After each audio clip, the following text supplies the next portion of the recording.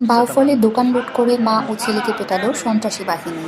আসসালামু আলাইকুম, সত্য সংবাদ ডিজিটালের পক্ষ থেকে সকলকে আমন্ত্রণ জানাচ্ছি। আমি রুফাইদা সেলিম। এতক্ষণ শুনছিলেন সংবাদ শিরোনাম, এইবার বিস্তারিত সংবাদ। পটুয়াখালীর বাউফল উপজেলার আদাবরী ইউনিয়নের ৩ নং ওয়ার্ড কাশীপুর বাজারে সন্ত্রাসী বাহিনীর হামলায় মা ও ছেলেকে পিটিয়ে আহত করে দোকান লুট করে নিয়ে যায় বলে অভিযোগ পাওয়া গেছে। অভিযোগ সূত্রে জানা যায়, ৩১ তারিখ শুক্রবার সকাল ১১টায় আদাবরী ইউনিয়নের ৩ নং ওয়ার্ড কাশীপুর বাজারে ভুক্তভোগী মোসা শিরিন আক্তারের ছেলে ইমরান হোসেনের নিজস্ব একটি দোকানে প্রায় ১১ লক্ষ টাকার মালামাল লুট করে দোকান দখল করে অভিযুক্ত নুরুজ্জামান, কাউসার মল্লিক, আরিফ, কালাম মৃধা, সাকুর, জলিল হাং, বসির হাং, সাইফুল, আবুল হাং সহ তাদের সঙ্গীরা।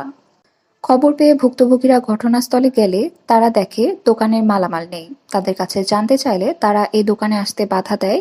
এতে ভুক্তভোগীরা ক্ষিপ্ত হয়ে দোকানের মালামাল কোথায় জিজ্ঞেস করলে সন্ত্রাসীরা তাদের মা ও ছেলের উপর অতর্কিত হামলা চালিয়ে তাদের বেধড়ক মারধর করে। এতে ভুক্তভোগীরা গুরুতর আহত হলে স্থানীয় হাসপাতালে নিলে কর্তব্যরত চিকিৎসক তাদের বরিশাল শেরে বাংলা হাসপাতালে স্থানান্তর করে।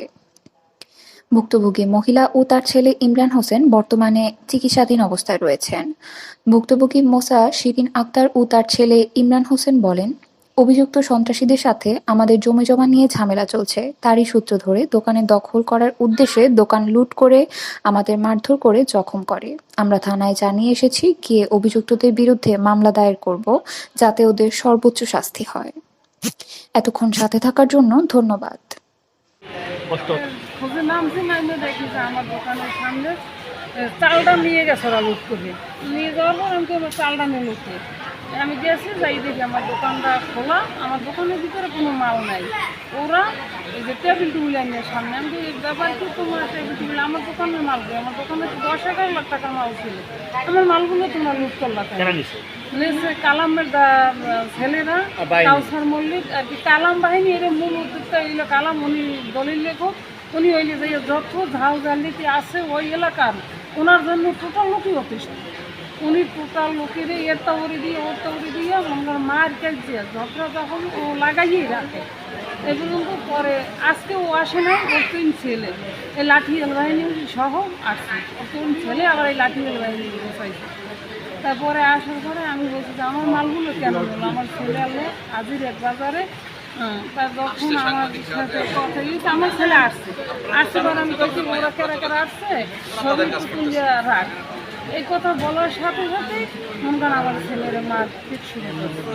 হ্যাঁ, আমার মোবাইল শুরু করছে, এটা নামটা বলেন, নামগুলো বলেন। কি করছে, প্রথম কাউসার কয় পিডিয়া জলিল আর নুরজামান, জলিলের এক ছেলে কাউসার মল্লিক, কাউসার মল্লিকের ভাই সাকুরের ভাই। হ্যাঁ, থানায় আমরা আসার পথে ওসি স্যারের দেখাই আসছি। তো হ্যাঁ, দেখাই আসছি, ওসি স্যার বলছে যে ওরে তো আমরা বাউফল করছিলাম, তো রেফার করছে বরিশালে, বলছে ওরে আগে ট্রিটমেন্ট নেও, পরে আমি রেফারটা দেখতেছি এবং আসছে তুমি মামলা দেবো, এটা তো ওসি স্যার বলছে। সত্যটা কি নিয়ে আগে থেকে জমি নিয়ে বেরিত আমার শ্বশুরের খুব একটু সম্পত্তি, চাইরিন সম্পত্তিতে খানিক সম্পত্তি তারা পাবে। আমার খুব শ্বশুর নামে বারবানি সম্পত্তি রেখা, আমি হেমুলো হইলো, আমি ওখানে 22-23 ফুট জায়গা পাই, আমার দখলে আছে শুধু 13.5 ফুট জায়গা। এই 13.5 ফুট জায়গা বিল্ডিং করে ওইটাই তারা নেবে। তাদের কথা হলো আমরা বিল্ডিং খাবো, তুই পরে খা, এই তোকেও দেওয়া যাইবে না। তাই কথা বলার আমি বলছি যে যদি এরপর আমার ওষুধ ধরে এই বলছি যে স্যার আমি না পাইলে খাবো। হ্যাঁ, তা ওসির এই নির্দেশে এই 2-3 মাস ধরে সালিসি চলমান আছে, আমার মাল হয়ে গেছিল। হ্যাঁ, আমি আগে গেছি, তারপর আমার ছেলে আলো বাজার থেকে ছেলে আসছে, যখন দেখছে যে ওইখানে কথা কয় কারা, তাই আমি যাওয়ার পর বলি কি যে আমার মালগুলো তো নিয়েছে, দোকানে বাইরে ছিল লেগে তুই একটা ছবি কর। তখন আমার ছেলে ছবি করছি, ছবি করে এই মামলা করবে, তুই আমার ছেলের কাছে তার কাছে যে আমার পাড়াইছে লাগতেছে, মানে শত শত লোক ছিল। মানে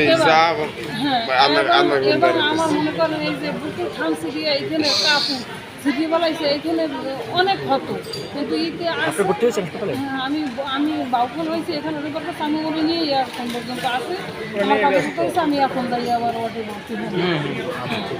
এবং আমার ছেলের গলায় ছাড়া স্বর্ণের চেইন ছিল, একবারই চাইরে নি ওরে 1 মাস আগে ও কাবিল হয়েছে, তারা উপহার দিয়েছে, নিয়ে গেছে ও যখন ওই করছে তাগেদা করে আসছে, ওর খাতাটা এখন অন্য দোকানে আছে, এই তাগেদার টাকাগুলো আছে 40-45 হাজার টাকা ছিল, এগুলো নিয়ে গেছে এবং আমার গলা আছে সেই মূল্য সেটাও নিয়ে গেছে।